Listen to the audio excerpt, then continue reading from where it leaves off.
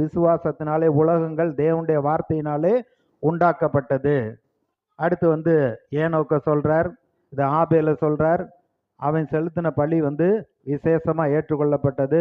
ஏனோக்க பத்தி சொல்லுகிறார். அதுக்கப்புறம் ஒவ்வொருத்தரையா சொல்றார். நோவா, ஆபிரகாம், ஈசாக்கு, யாக்கோப்பு, யோசேப்பு, அடுத்து மோசே.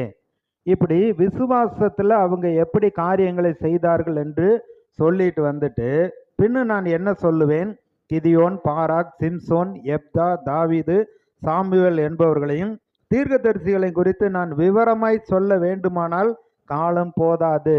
விசுவாசத்தினாலே அவர்கள் ராஜ்யங்களை ஜெயித்தார்கள், நீதியை நடப்பித்தார்கள், வாக்குத்தத்தங்களை பெற்றார்கள், சிங்கங்களின் வாய்களை அடைத்தார்கள், அக்கினியின் உக்கிரத்தை அவித்தார்கள், பட்டய கருக்குக்கு தப்பினார்கள், பலவீனத்தில் பலன் கொண்டார்கள், யுத்தத்தில் வல்லவர்களானார்கள், அந்நியருடைய சேனையை முறியடித்தார்கள்.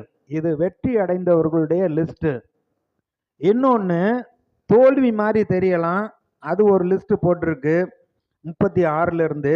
சிலர் நிந்தைகளையும் அடிகளையும் கட்டுகளையும் காவலையும் அனுபவித்தார்கள், கல்லெறி உண்டார்கள், வாளால் அறுப்புண்டார்கள், பரீட்சை பார்க்கப்பட்டார்கள், பட்டயத்தினால் வெட்டப்பட்டு மரித்தார்கள், செம்மறியாட்டு தோள்களையும் வெள்ளாட்டு தோள்களையும் போர்த்தி கொண்டு தெரிந்து குறைவையும் உபத்திரவத்தையும் துன்பத்தையும் அனுபவித்தார்கள். அதனால முதல் சொல்லப்பட்டிருக்கிற அவங்க தான் வெற்றியாளர்கள். பின்னாடி சொல்லப்பட்டவங்கள வெற்றியாளர்கள்னு சொல்லாதீங்க. இது வெற்றியாளர்கள்னு நம்ம எப்படி சொல்றது, இவங்கெல்லாம் இவ்வளவு கஷ்டப்பட்டாங்க அப்படின்னு. ஆனா முன்னாடி இருந்தவங்களை காட்டிலும் இவர்கள் தான் அதிக வெற்றியாளர்கள்.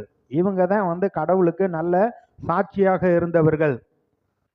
தங்களுடைய ஜீவனையே கொடுக்கறதுக்கு அவர்கள் ஆயத்தமாக இருந்தார்கள். இந்த விசுவாச பட்டியலில் இவங்களும் முக்கியம், இதுவும் முக்கியம். இப்போ இன்னைக்கு நம்ம தியானிக்க போகிறது 34வது வசனத்தில் 3வது வரியை பாருங்க. பலவீனத்தில் பலன் கொண்டார்கள். இன்னைக்கு நம்முடைய பலவீனத்தில் நமக்கு வரக்கூடிய சோதனையில் கர்த்தர் எப்படி உதவி செய்கிறார், பலனை கொடுக்கிறார் என்று வேதத்தில் நம்ம இன்றைக்கு பார்க்க போகிறோம். முதலாவது ஒன்று தெரிந்து கொள்ள வேண்டும், தேவன் நம் ஒவ்வொருவரையும் பெயர் சொல்லி அழைத்திருக்கிறார்.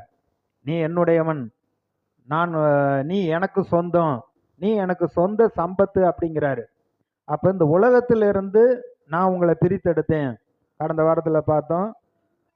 அதான் சொல்றாரு, நீங்க கொஞ்ச ஜனமா இருந்தீங்க, உங்களுக்கு நான் தேவனா இருக்கும்படி மற்ற ஜனங்களை விட்டு உங்களை பிரித்தெடுத்தேன், நீங்கள் என் ஜனங்கள் அப்படி